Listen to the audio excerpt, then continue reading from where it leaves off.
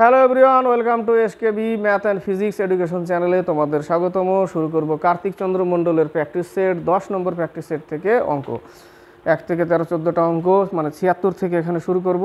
মোটামুটি 13-14টা অঙ্ক। তো আশা করি তোমরা সবাই ভালো আছো এবং আমার ক্লাস রীতিমতো দেখছো এবং ভালো লাগছে বলে কমেন্ট বক্সে কমেন্ট করে লিখে পাঠাচ্ছ এবং বেশি বেশি করে শেয়ার করবে আর লিখে পাঠাবে কমেন্ট বক্সে কেমন লাগছে ক্লাস। আর অঙ্কগুলো হচ্ছে ইম্পর্টেন্ট অঙ্ক এবং আলাদা অঙ্ক, সম্পূর্ণ পিএসসি ক্লাসিক যে লিলারের সেট তার থেকে সম্পূর্ণ আলাদা এবং অনেক বড় বড় এবং একটু ক্যালকুলেশন বড় হয় এই সেটের অঙ্কগুলোতে। তো শুরু করছি, দেখো সময় নষ্ট করব না। 76 নম্বর অঙ্ক, 76, 77, 78।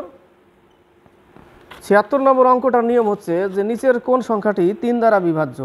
তো 3 দ্বারা বিভাজ্য করতে গেলে সংখ্যাগুলোর যোগফল যদি 3 দ্বারা বিভাজ্য হয়, অর্থাৎ অপশনগুলো যেগুলো আছে ওগুলোর যোগ করো, যে যোগফলটা 3 দ্বারা ভাগ যাবে সেটাই হচ্ছে 3 দ্বারা বিভাজ্য। তাহলে সি নম্বর অপশনটাই দেখো খুঁজে, সি নম্বর অপশনটা যোগ করো। সি নম্বর অপশনটা হচ্ছে 8 3 11, 4 15, 15 7 22, 9 31, 5 36, 6 42। সি নম্বর অপশনটার যোগফল টোটাল হচ্ছে 42। তার মানে 42 3 দ্বারা ভাগ যায়, 3 14 42, 3 14 42 3 দ্বারা ভাগ যায়। উত্তর আমার সি। ক্লিয়ার? 3 দ্বারা ভাগ করতে গেলে যোগফল যদি 3 দ্বারা ভাগ যায় তাহলে সেটাই 3 দ্বারা ভাগ যাবে। ঠিক আছে, তাহলে সি হচ্ছে উত্তর। 3 দ্বারা ভাগ গেলে যোগফল যদি 3 দ্বারা ভাগ যায় তাহলে ওটা 3 দ্বারা ভাগ যাবে। ক্লিয়ার? 77 নম্বর অঙ্ক, 77 নম্বর অঙ্কটা 1/64 এর পাওয়ার দিয়েছে হাফ, তাই না? এর পাওয়ার কত দিয়েছে? হাফ দিয়েছে। এই পাওয়ার হাফ মানে কি? ওখানে একটা রুট ওভার ছিল ভেতরে। রুটের মান কত? অনলি রুটের মান কত? অনলি রুটের মান হচ্ছে হাফ। তার মানে এর ভেতরে একটা রুট ছিল। এর ভেতরে কি ছিল? এর ভিতরে একটা রুট ছিল। এই রুটটাকে উঠিয়ে ওরা পাওয়ার হাফ নিয়েছে। তাহলে এই রুটটা, সেই পাওয়ারকে উঠিয়ে আমি হাফ লিখে পাওয়ার উঠিয়ে দিয়ে আমরা রুট নিয়ে নিলাম। ক্লিয়ার? এবার রুট নিয়ে নিলে এই রুটের মধ্যে থেকে এর বর্গমূল বের করতে হবে, তাই না? এটা তো বর্গ আকারে আছে, এটা বর্গের রুট। তাহলে বর্গমূল বের করলে আমার পরে থাকবে কত? শেষে 1/8। এবার আমাকে এটার ঘনমূল বের করতে হবে। ঘনমূল কত এর? হাফ, তাই না? এর ঘনমূল হাফ। উত্তর কত? হাফ, 1/2। সি নম্বর। 78 নম্বর, বর্গমূল নির্ণয় করো। বর্গমূল নির্ণয় করতে বলেছে। এখানে উত্তর দিয়েছে 272 স্কোয়ার মাইনাস 128 স্কোয়ার, মানে এ স্কোয়ার মাইনাস বি স্কোয়ারের ফর্মুলায় পড়ে আছে। এ স্কোয়ার মাইনাস বি স্কোয়ারের সূত্র কি আমরা জানি? এ প্লাস বি ইন্টু এ মাইনাস বি, তাই না? তাহলে এটা এ প্লাস বি করবো একবার। তাহলে 272 যোগ 128 400। তার মানে একবার যোগ করে পেলাম কত? 400। আর একবার বিয়োগ করে কত পাবো? 272 128 বিয়োগ করে পাবো 144, তাই না? 144। এর বর্গমূল নির্ণয় করতে বলেছে। তাহলে এর বর্গমূল যদি নির্ণয় করি তাহলে একে রুট ওভার যদি করে দিই তাহলে আমি পাবো কত? এর 40-এর পাবো 20 আর 14-এর পাবো 12। বর্গমূল বেরিয়ে গেল 240। 79 আর 80। 79-এ বলেছে 6 9 12 15 18কে কোন ক্ষুদ্রতম সংখ্যা দিয়ে ভাগ করলে প্রতি ক্ষেত্রে 2 ভাগশেষ থাকবে। কি করব? ওগুলো লসাগু করো। লসাগু যা বেরোবে তার সাথে 2 যোগ করে দিবে, তাহলে উত্তর হবে ওটাই। 3 দিয়ে ভাগ করো। 3 দিয়ে লসাগু করো। 3 বার নিচ্ছিলাম, 3 দুগুণে 6, 3 তিরিকে 9, 3 4 12, 3 5 15, 3 6 18। আবার 3 দিয়ে নিচ্ছি 2 বার, 5 দুগুণে 10, 10 দুগুণে 20, 3 20 60, 3 6 18। লসাগু কত? এলসিএম কত? 180। তাহলে 180কে ভাগ করলে কোনো ভাগশেষ থাকবে না। 6 9 12 15 18 দিয়ে ভাগ করলে কোনো ভাগশেষ থাকবে না বলেছে। শেষে 2 অবশিষ্ট থাকে, তার মানে 2 যোগ করে দিতে হবে। 182। 182কে যদি ভাগ করি এগুলো দিয়ে, তাহলে এই 6 9 12 যে কোনো একটা সংখ্যা দিয়ে ভাগ করো, দেখো 2 অবশিষ্ট থাকবে। 182 হচ্ছে উত্তর। ক্লিয়ার? এবার হচ্ছে 80 নম্বর। এ বি ও সি এর গড় ওজন 45 কেজি। তো গড় ওজন যদি 45 হয়, এ প্লাস বি প্লাস সি এদের গড় ওজন 45, মানে 3 জনের গড় ওজন 45, তাহলে 3 জনের মোট কত? 3 × 5 = 15, 3 × 4 = 12, 13, 135 কেজি মোট 3 জনের মোট। তার মধ্যে বলেছে এ ও বি এর গড় ওজন 40 কেজি। এ প্লাস বি এদের 40 কেজি, তাহলে এদের টোটাল ওজন কত? 80 কেজি। তো 80 কেজি যদি আমি 135 থেকে বাদ দিই তাহলে সি পড়ে থাকবে। 80 কেজি যদি 135 থেকে বাদ দিই তাহলে আমার কি পড়ে থাকবে? সি পড়ে থাকবে। সি হচ্ছে 55 কেজি। আবার বলেছে বি আর সি মিলে হচ্ছে 43 কেজি গড় ওজন, তাহলে এদের টোটাল ওজন কত? মোট ওজন 86 কেজি। তাহলে 86 কেজি থেকে সি এরটা বাদ দিলেই তো বি এরটা পেয়ে যাবো, তাই না? তাহলে সি এরটা বাদ দিচ্ছি, 31 কেজি। বি হচ্ছে 31 কেজি উত্তর। এবার হচ্ছে 81 আর 82। 81 নম্বরে দেখো, পৃথিবীতে স্থল ও জলের অনুপাত 1:2। উত্তর গোলার্ধে এই অনুপাত 2:3 হলে দক্ষিণ গোলার্ধে এই অনুপাত কত? 81 নম্বর। এটা ধরে নাও পৃথিবী, এটা হচ্ছে উত্তর, এটা হচ্ছে দক্ষিণ, 2 ভাগে ভাগ করে দিলাম। স্থল ও জলের অনুপাত 1:2। স্থল জল 1:2। ধরে নিই আমি স্থল 10 ভাগ, জল হচ্ছে 20, ধরে নিলাম স্থল 10, জল হচ্ছে 20, তাহলে এদের টোটাল আমাদের পাচ্ছি কত? 30। টোটাল জল স্থল মিলে টোটাল 30। একে কি করব আমরা? 2 ভাগে ভাগ করব। তাহলে এক পাশে হচ্ছে 15, এই পাশে 15, এই পাশে 15। এটা হচ্ছে স্থল, এটা হচ্ছে জল, তাই না? তাহলে স্থল 10, জল হচ্ছে 20, যোগফল 30, এটাই করলাম। টোটাল ধরে নিলাম আমি, কিন্তু ঠিক আছে, ধরে নিলে অঙ্কটা সহজ। 15। এবার উত্তর গোলার্ধে এই অনুপাত 2:3। উত্তর গোলার্ধে 2:3। উত্তর গোলার্ধে 2:3 যদি হয়, 2:3, উত্তর গোলার্ধে 2:3 স্থল আর হচ্ছে জল। তাহলে উত্তর গোলার্ধে স্থল কত? 2/5 বের করছি আমি। স্থল কত? 2/5, 6 হচ্ছে স্থল। টোটাল স্থল কত? টোটাল স্থল 10, তার মধ্যে 6 নিয়ে নিয়েছে উত্তর গোলার্ধ। তাহলে 10 থেকে যদি 6 বাদ দিই থাকলো কত? 4।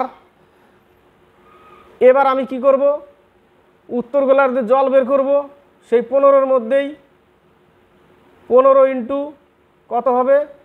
3/5, 5 3 5 15, পেলাম কত? 9।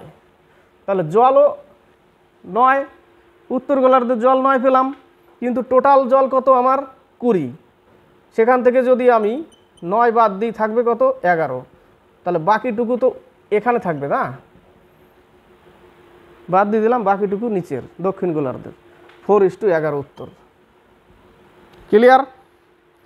82 নম্বর, পিতা মাতা ও কন্যার বর্তমান বয়সের অনুপাত 7:6:2। মাতা ও কন্যার বয়সের পার্থক্য 24 বছর। মাতা আর কন্যা, মাতা কন্যা কত? 6 আর 2, তাই না? 7:6:2। এটা হচ্ছে পিতা, এটা মাতা, এটা কন্যা। বলেছে মাতা আর কন্যার মধ্যে বয়সের পার্থক্য কত? বয়সের পার্থক্য হচ্ছে 24 বছর। তাহলে মাতা আর কন্যা বিয়োগ করলাম 24 বছর, তাহলে 4 = 24, 1 = 6, তাই না? 6 ইউনিট পেলাম। তাহলে 6 7 42, পিতা পেয়ে যাচ্ছি 42, 6 6 36 মাতা, আর হচ্ছে 6 2 12 হচ্ছে কন্যা। বয়স বের করে নিলাম। পিতার বর্তমান বয়স কত? 42 বছর। ওই যে পিতা 42 বছর। 83 84। 83, কোনো একটি সংখ্যার 40% অন্য একটি সংখ্যার 3/4 অংশের সঙ্গে সমান। কোনো একটি সংখ্যার 40%, ধরেন এই সংখ্যাটা এক্স, এই 40% অন্য একটি সংখ্যার 3/4 অংশের সমান। অন্য একটি সংখ্যা ধরলাম ওয়াই, তার 3/4 অংশের সমান। সমান করে দিলাম, ঠিক আছে? সমান করে দিলে পাচ্ছি কত? 4 4 16x = 30y, তাই না? 30y। তাহলে 8 2 16 আর হচ্ছে 15 2 30। তাহলে এক্স এর মান কত পাচ্ছি? 15। ওয়াইয়ের মান পাচ্ছি 8, তার মানে 15:8 হচ্ছে উত্তর। 15:8 হচ্ছে উত্তর, বি নম্বর। 84 নম্বর, 84, 1 কেজি বালি। কত কেজি বালি? 1 কেজি বালি ও লোহার মিশ্রণের মধ্যে 1 কেজি বালি আর লোহা, বালি প্লাস লোহা, লোহার মধ্যে লোহার পরিমাণ 20%, লোহার পরিমাণ 20%। 1 কেজি থেকে যদি লোহার পরিমাণ 20% বাদ দিই, তার মানে 0.2% যেটা, বা 0.2 কেজি, তাই না? 0.2 কেজি, 0.2 কেজি হচ্ছে কি? লোহা। 0.2 কেজি লোহা আর 0.880 এটা হচ্ছে বালি। টোটাল মিলে 1 কেজি, টোটাল মিলে 1 কেজি করলাম, ভাগ করে নিলাম। 0.2 কেজি হচ্ছে লোহা, 0.80 হচ্ছে বালি। এবার বলেছে যে কত পরিমাণ বালি মেশালে মিশ্রণের মধ্যে লোহার পরিমাণ হবে 5%। কত পরিমাণ বালি মেশাবো? কিসের মধ্যে? এই 1 কেজির মধ্যে। 1 কেজির মধ্যে ধরে নিলাম x পরিমাণ বালি মেশালাম, তাহলে এই লোহার পরিমাণ কত হবে? 5% হবে। তার মানে এর 5/100 ইকুয়াল টু 0.2 কেজি, 0.20 কেজি। এটা হচ্ছে লোহা। 1 কেজির সাথে কত পরিমাণ বালি মেশালাম, যেটা লোহার পরিমাণ হবে 5%, তার মানে টোটালটার 5% হবে এই লোহাটা, 0.20, তাই না? এই পয়েন্ট উঠাই দিলে 100, 100 100 কেটে দাও, 4 5 20 কেটে দিলাম, তাহলে 1 + x = 4, x = 3 কেজি। 3 কেজি উত্তর। কত? 3 কেজি।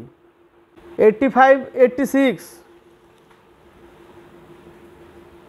85, এক পরীক্ষার্থী তার উচ্চতা 20% বেশি লেখে। ধরে নিই তার 100 ছিল, 120 বলেছে। যদি তার উচ্চতা 5 ফিট 2 ইঞ্চি হয়, তাহলে তার উচ্চতা কত শতাংশ কমালে তার আসল উচ্চতা পাওয়া যাবে? উচ্চতা 20% বেশি লিখেছে। ধরে নিলাম আগে উচ্চতা ছিল এটা, এটা আগে, আর পরে লিখে ফেলেছে 120, এটা পরে। তাতে উচ্চতা কত দাঁড়িয়েছে? 5 ফিট 2 ইঞ্চি, তাই না? তাহলে ওকে আমি ফিটে করে নিচ্ছি। 1 ফিটে 12 ইঞ্চি, 5 ফিট 2 ইঞ্চি, তাহলে 1 ফিটে 12 ইঞ্চি হলে তাহলে 60 ইঞ্চি প্লাস 2 ইঞ্চি 62 ইঞ্চি, তাই না? 62 ইঞ্চি টোটাল, ইঞ্চি করে নিলাম 62 ইঞ্চি। তাহলে 62 ইঞ্চি, তার মানে এই 120%, 20% বেশি লিখেছে, তার মানে 120% ইকুয়াল টু 62 ইঞ্চি। তাহলে একে কত? এর আগেরটা বের করছি আমি। কি বের করছি? আগে কত ছিল? 120% ইকুয়াল টু 62 ইঞ্চি। তাহলে একে কত? 100-এ কত? আগেরটা বের করছি আমি। তাহলে আগে তার কত ছিল? আগে 31 দোকানে 62, 6 দোকানে 12, 3 দোকানে 6, 5 দোকানে 10, 5 1 5, 3 5 15, তাহলে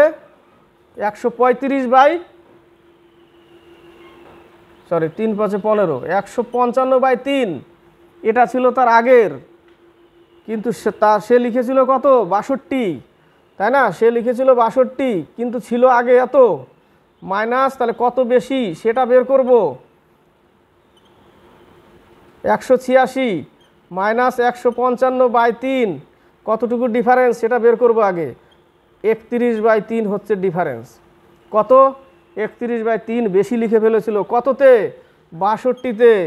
তাহলে 62-তে 31/3 বেশি, তাহলে একে কত? 100-এ কত পার্সেন্টেজ বের করতে বলেছে, তাই না? 31 দোকানে 62, 50 দোকানে 100, 3 দিয়ে 50-কে ভাগ করো, 3 ষোলো 48, 0.20, 3 6 এইভাবে চলতে থাকবে। তার মানে অ্যাকুরেট আসবে না। ওরা উত্তর 17 নিয়েছে।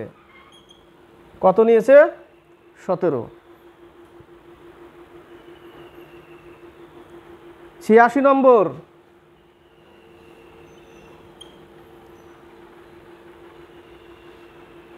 আবার বলছি, টোটাল আমি ইঞ্চি করে নিয়েছি 62। তাহলে এই 62 মানে 120%, 20% বেশি করেছিল, তার মানে 120% ইকুয়াল টু 62। তাহলে 100-তে কত অ্যাকচুয়াল কত ছিল আগের, তাহলে আগেরটা বের করলাম। আগে ছিল কত 155/3, 155/3, কিন্তু লিখেছিল কত সে 62, তাহলে কত বেশি বিয়োগ করলাম, বিয়োগ করে পেলাম কত 31/3। তাহলে 62-তে 31/3 বেশি লিখেছিল, তাহলে 100-এ কত অ্যাকচুয়াল, তাই না? তাহলে তার আসল উচ্চতা কত ছিল, বেরোলো 16.66 বেরোবে, 17 উত্তর নিয়েছে। 86 নম্বর, কোনো একটি পরীক্ষায় পাশ করতে হলে একজন পরীক্ষার্থীকে মোট নম্বরের মধ্যে 342 পেতে হবে। মোট নম্বরের মধ্যে 342 পেতে হবে। মোট নম্বর তো জানা নেই, আগে মোট নম্বরটা বের করি। 42 পেতে হবে, কিন্তু সে 266 নম্বর পেয়ে 8% নম্বরে ফেল করেছে। তাহলে কত নম্বর কম পেয়েছে সেটা আগে বের করি। 76 নম্বর কম পেয়েছে, তার মানে 8% কম পেয়েছে, মানে 76 নম্বর কম। তার মানে 8% সমান কত 76। তাহলে আগের নম্বর কত ছিল সেটা বেরিয়ে যাবে আমার। মোট নম্বরটা হচ্ছে 950। 4 25 100, 4 2 8, 3 2 6 38, 950 হচ্ছে আমার মোট নম্বর। 950 মোট নম্বর। এবার মোট নম্বরের মধ্যে তাকে পাস করতে গেলে 342 দরকার, তাহলে 100-এ কত এটাই বের করতে হবে। তাহলে মোট নম্বরে 342 পেতে হবে। মোট নম্বরে 950-এ 342, 100-এ কত কেটে দাও, এটা দেখো 18 দিয়ে কেটে যায়। 5 19 95, 5 2 10, 19 দিয়ে 18 দিয়ে কেটে যায়, 18 2 36%। উত্তর দিয়েছে 28%, কিন্তু অ্যাকচুয়ালি 36% বেরোচ্ছে। 87, কোনো দ্রব্যের দাম R% বৃদ্ধি করা হলো, তারপর আবার R% হ্রাস করা হলো। যদি বর্তমান মূল্য 1 টাকা হয় তাহলে আগে মূল্য কত ছিল? ধরেন এই P টাকা ছিল আগে, এবার কি করলো R% বৃদ্ধি করলো, মানে 100% ছিল, R% বৃদ্ধি করলো বাই 100। তারপর আবার R% হ্রাস করলো, তারপর আবার R% হ্রাস করলো 100 - R বাই 100। যদি বর্তমান মূল্য 1 টাকা হয়, এটা বর্তমান মূল্য 1 টাকা হয়, ইকুয়াল টু 1 টাকা লিখলাম। তাহলে পির মান যদি রেখে দিই, এগুলো কি হবে, এর সাথে গুণ হবে, তার মানে এটা উপরে চলে যাবে। পির মান বের করতে গেলে এটাকে কি করব, উপরে লিখব, তাই না? পির মান বের করছি আমি, উপরে লিখে এই দুটো নিচে থাকবে, প্লাস আর মাইনাস আর, মানে a plus B into a minus B আছে, তাই না? a plus B into a minus B, তাহলে a square minus B square লিখবো। তাহলে p equal to 1000 by a square, মানে এটার স্কোয়ার 100-র স্কোয়ার, 100-র স্কোয়ার লিখলে কত হবে, এত হবে, মাইনাস এটার স্কোয়ার। এটাই হচ্ছে উত্তর, এটাই উত্তর। ডি নম্বর। 88, এটাই শেষ অঙ্ক। একটি লোক তার টাকার 20% দিয়ে কিছু জিনিস কেনেন, তারপর অবশিষ্টর 5% যাতায়াত ভাড়া হিসেবে খরচ করেন। তারপর তিনি 120 টাকা উপহার হিসেবে দেন। যদি এখনও তার কাছে 1400 টাকা থেকে যায় তাহলে কত টাকা যাতায়াত ভাড়ার খরচ হয়েছিল? দেখো 120 টাকা উপহার হিসেবে দেন, তারপরেও 1400 টাকা থাকে, তাহলে 1400 টাকার সাথে 120 টাকা যোগ করে দিই। আমার কাজ, আমি যোগ করে দিই এটাকে, 1520 টাকা। 1520 টাকাকে এবার কি করব, তার মূল টাকা কত ছিল সেটা বের করে নেই, ঠিক আছে? যোগ করে দিয়ে আমি 1520 টাকা পেলাম। এবার আমার কাজ হচ্ছে মূল টাকায় ফিরে যাওয়া, তার অ্যাকচুয়াল আসল টাকা কত ছিল, তারপরে অঙ্কতে আসবো আবার। তাহলে আসল টাকা কত ছিল, 20% দিয়ে কিছু জিনিস করে, তাহলে 100/80, 100/80 লিখলাম, ইন্টু 100/95 ইন্টু এই 1520 টাকা, তাহলে আমার আগের টাকা বেরোবে। এর আগে আমি এই টাইপের অঙ্ক দিয়েছি, এক সমীকরণ অঙ্ক করা, আগের টাকা কত ছিল সেটা পেয়ে যাব। তাহলে আগের টাকা বের করতে গেলে আমি বের করব 5 20 100, 5 19 95, তাই না? 4 2 8, 4 5 20, 5 2 10, এটা দিয়ে কাটলে 8 দিয়ে কেটে যায়, দেখো 80, তাই না? তাহলে 4 × 5 = 20, 8 × 2 =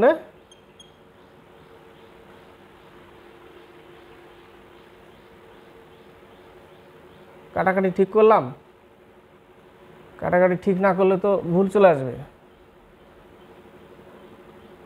100/80 × 100/95 × 1520, তাহলে 5 × 19 = 95, 5 × 20 = 100, 8 × 9 = 72, হাতে 7, 7 × 1 = 7 আর 8 × 15 80, তাই না?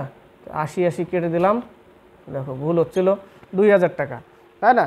2000 টাকা। এবার কি করব, 2000 টাকার মধ্যে 20% যদি কিছু জিনিস কেনে, তারপরে বাকি টাকাটা কত থাকবে সেটা সেটা সেই বাকি টাকার 5%। আগে 2000 টাকা 20% কত টাকা বাদ যাচ্ছে সেটা বের করো আগে। তাহলে 20% যদি বাদ দিই 400 টাকা, তাহলে 2000 টাকা থেকে 400 টাকা কিসে চলে গেল? জিনিসের 20% কিনলো, জিনিসে চলে গেল, বাকি থাকলো 1600 টাকা। এই বাকি টাকারই বলেছে অবশিষ্টের 5% যাতায়াত ভাড়া। তাহলে 5% যদি যাতায়াত ভাড়া দেয়, 5 16 80 টাকা হচ্ছে যাতায়াত ভাড়া। উত্তর কত? যাতায়াত ভাড়ার খরচ হয়েছিল 80 টাকা। ক্লিয়ার? এখান থেকে আমি টোটাল টাকাটা বের করলাম। অ্যাকচুয়াল টাকা কত ছিল? 2000 টাকা।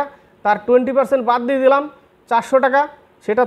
সেটা তো জিনিস কেনাতে গেছিলো 400 টাকা, বাকি অবশিষ্ট থাকলো 1600 টাকা, তার 5% 80 টাকা। এটাই বলেছে উত্তর বের করতে। তা আশা করি বুঝতে পেরেছো। ভালো লাগলে অবশ্যই লাইক শেয়ার অবশ্যই করবে, কমেন্ট বক্সে কমেন্ট করে পাঠাবে। এটা হচ্ছে পার্ট 1 শেষ করলাম 10 নম্বর সেট থেকে। কার্তিক চন্দ্র মন্ডল।